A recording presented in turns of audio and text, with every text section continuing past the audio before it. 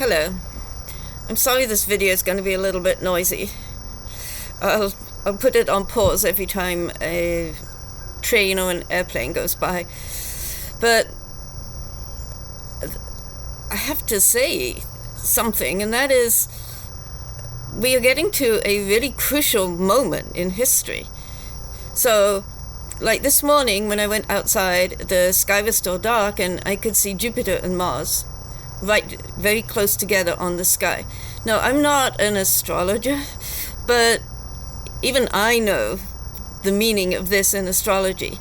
So when Jupiter is close to a planet, Jupiter being like the biggest object in the solar system apart from the sun, it means that it strengthens the meaning of that planet. And I think all of us know from myth that the meaning of planet Mars is war or fighting or conflict in some way.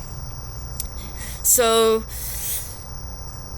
fine, except that we are, all of us, awaiting some major development in the Middle East. Now, it could still go either way, we don't know. But the problem is that recently Israel assassinated a leader of Hamas in Iran, which is a huge provocation to Iran. So, and Israel did this fairly recently too. And Iran responded actually with a fairly major measure of self-restraint. They sent over a whole bunch of drones, and most of them were shot down before they could do damage. So it was enough to show that they can respond as they wish, but they also don't want to escalate things to all-out war. So from the perspective of Israel, why are they doing this again? Why are they challenging Iran and expecting that Iran will respond also again in a measured fashion? So what I want to say is think about the future, right? Don't just think about right now. I'm speaking to all of actually all the world, but especially like the Middle East right now. Think about America and America's role in the Middle East.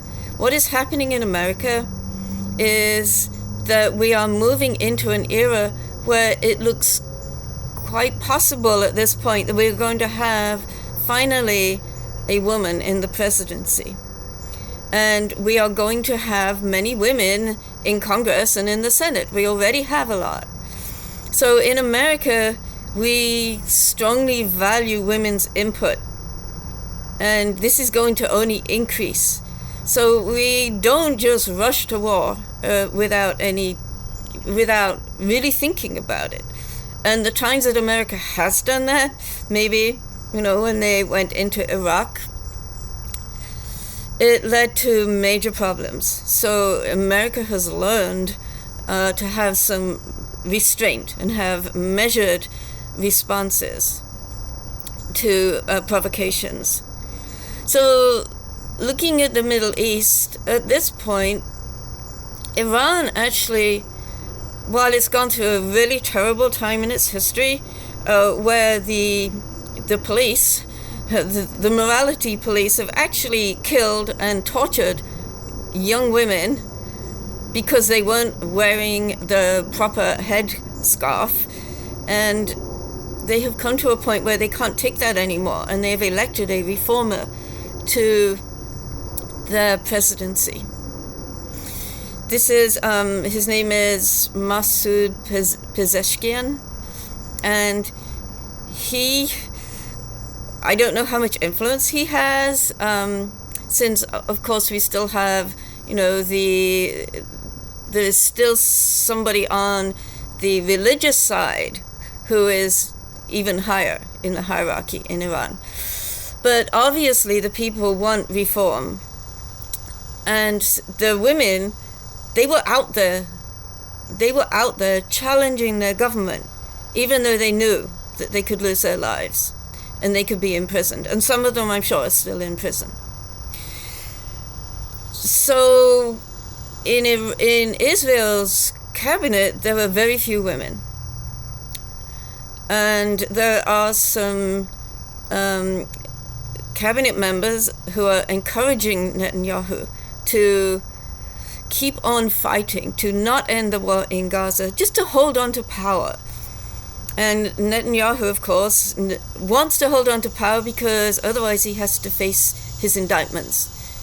So I'm just saying, Israel has alienated America a lot because of their continued war in Gaza, because they're continuing to murder thousands of children and women and just civilians. And most people want it to stop.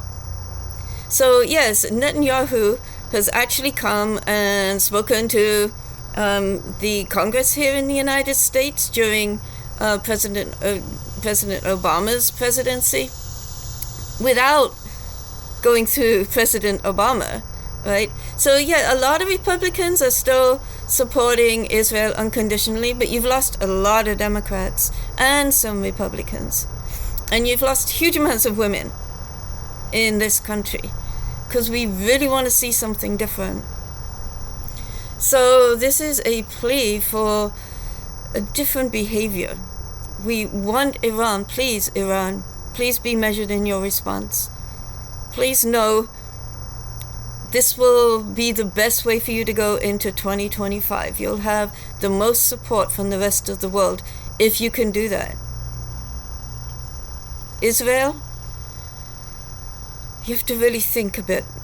I personally would like to see women playing much more of a role in Israel, a much more conciliatory role, a much stronger role, and a role that reflects the values of women that you must have, that you care about children, you care about other women, no matter what their religion, right? No matter what their heritage. I know that women can make bonds with each other beyond this masculine need to always be winning and beating each other. I mean, even looking at the Middle East, even Mohammed bin Salman Al Saud, the leader of Saudi Arabia, he has even allowed women to drive.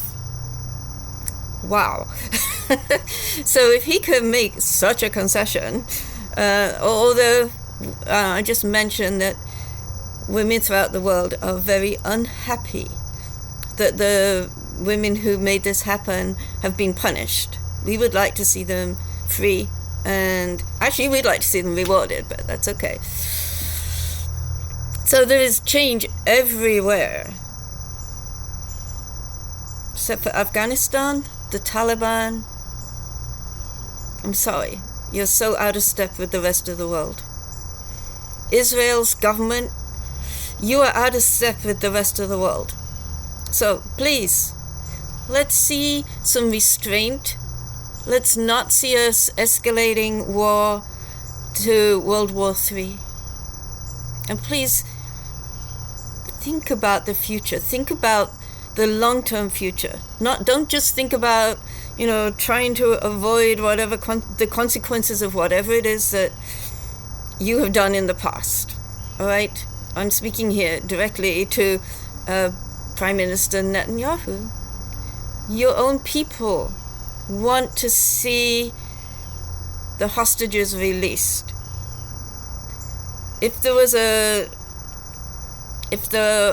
a referendum right now, you would not perform very well.